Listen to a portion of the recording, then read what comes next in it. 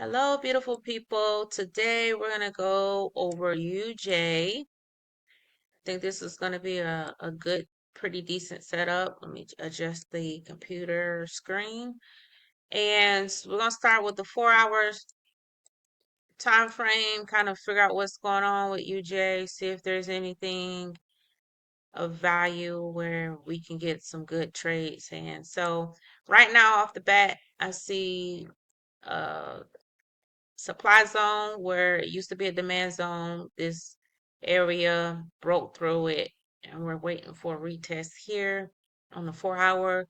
Down here, I also see a demand zone where price, this is the lowest point, and price had a change in direction right in this area.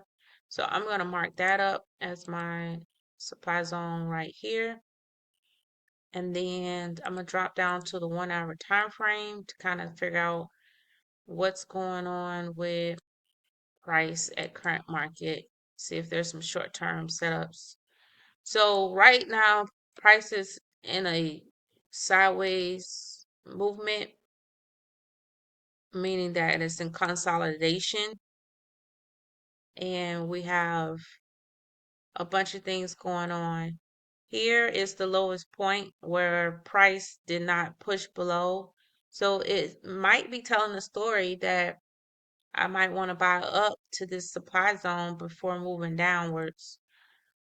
It may not look like long a long journey up.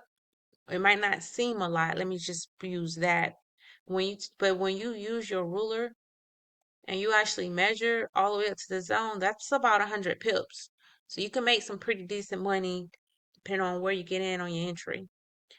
Now, because there's a lot of noise on this 1 hour time frame, when it comes to having a really tight entry point, I'm going to drop to the 15-minute time frame and look and see, compared to market, where price may be pulling back to buy back up.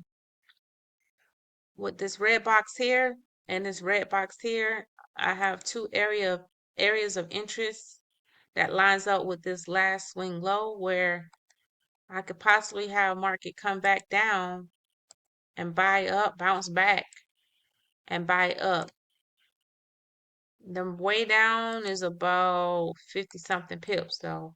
I don't really want it to go that low because I'm already in a test trade for this pair to continue upwards. But if it does, my stop loss is below the swing low right now. You definitely want to use stop losses to cover yourself. Here we have a demand zone with this blue box. So it's very much possible that this market will come down to this area as well and continue up. There is a gap right here that needs to be filled.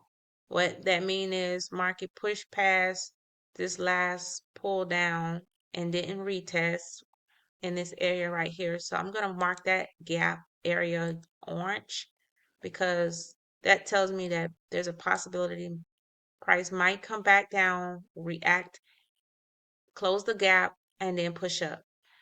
So with this trade, I'm looking for the market to either pull back to this area and continue up for a buy of about 100 pips. My target would be a little bit short of the supply zone. Okay. I'm going to look left and see if there are other areas where there are supply zones and look like we have a clear path until we get about right here. So let me go ahead and mark this area as an area of interest to take profit in. And that's kind of how I determine my take profit based on the next zone, the next supply or next demand zone.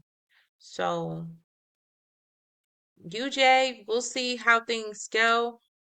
There is an area below that I'm a little concerned about, but until it closes below these swing points, right now we look like we might have an opportunity for a buy. So if you have any questions for this week is August 10th, Sunday. This right now we're going UJ long, UJ long, UJ long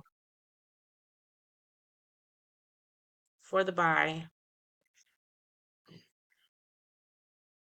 And right now we just gotta wait for some event to happen, maybe some news. Like I said, the market's moving sideways. The big banks is waiting until there's a lot of money in this market before they help us move in either direction. So happy trading. Be safe out there. Protect your assets. And let's see how this one plays out. Take care.